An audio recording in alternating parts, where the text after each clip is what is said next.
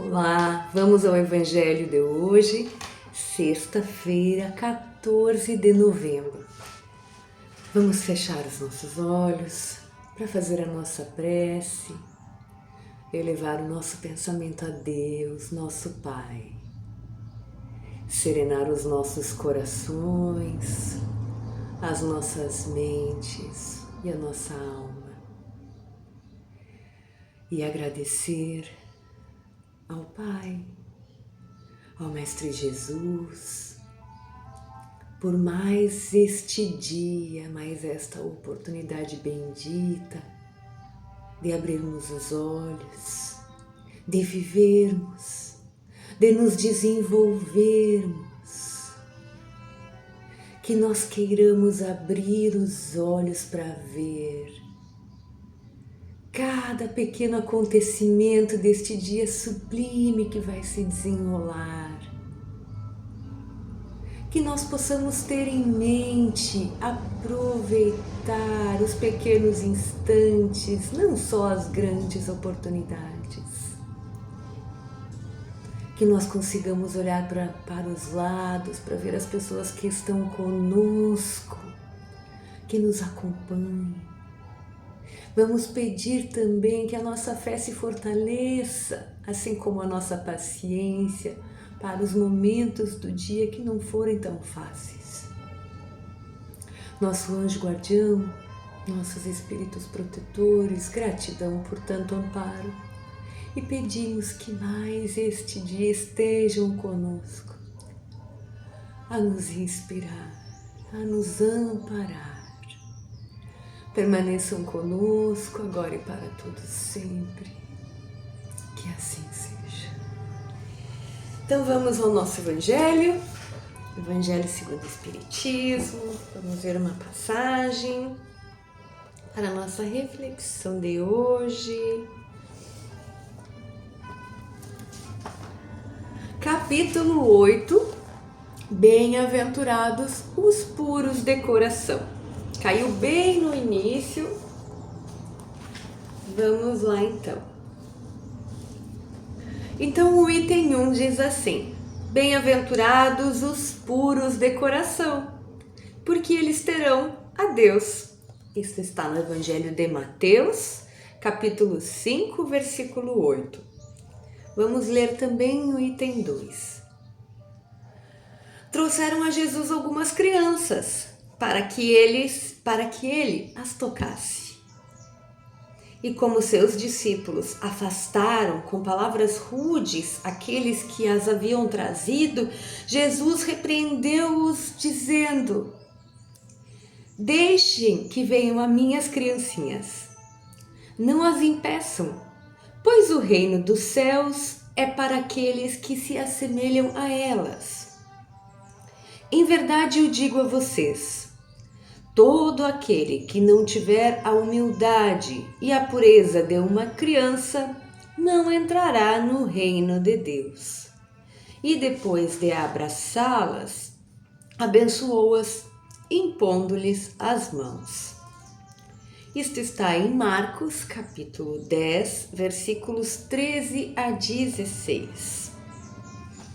Então vamos parar aqui, porque já temos bastante material para nossa pequena reflexão.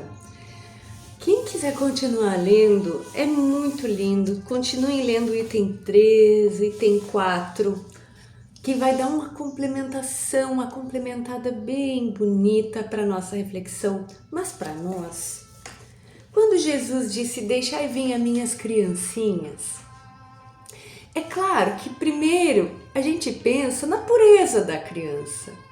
Todos nós nos compadecemos com os pequenos, amamos os pequenos. Mas, e nós quando crescemos então? Será que Jesus não queria mais nos amparar quando estamos grandes? Nós espíritas sabemos que o espírito é imortal. Portanto, uma criança, estar criança, é só um estado físico corpóreo. Porque ali reside um espírito que muitas vezes é muito mais antigo do que nós mesmos. As As criancinhas a que Jesus se refere aqui são as crianças de espírito. Aqueles que estão errando, aqueles que ainda não se encontraram, aqueles que ainda não o encontraram, não encontraram a Jesus, não encontraram a Deus. Por isso Jesus diz: deixai vir a mim. Quem são essas criancinhas? Muitas vezes nós, que ainda estamos no mal, nos compadecemos no mal, não é? Quantas vezes?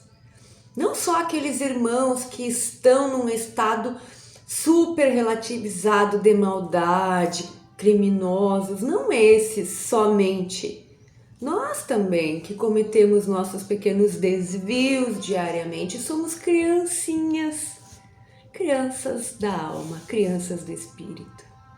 E o que a gente faz quando a gente quer se proteger do mal? A gente afasta, a gente se protege, cercamos nossas casas com grades. Claro, precisamos nos defender, sim, mas Jesus não precisa. Então o que ele diz para os seus discípulos? Deixai vir a mim as criancinhas, deixem estes irmãos que estão ainda se compadecendo do mal virem a mim, tragam eles. Mais que deixar vir, busquem-os. E é isso que a espiritualidade amiga faz todos os dias com a gente. Ela vem nos buscar, para que nós, criancinhas, consigamos chegar ao Mestre. É muito linda essa passagem, é um chamado. Eu estou bem emocionada, porque é muito bonito. É um chamado diário que nós temos, né?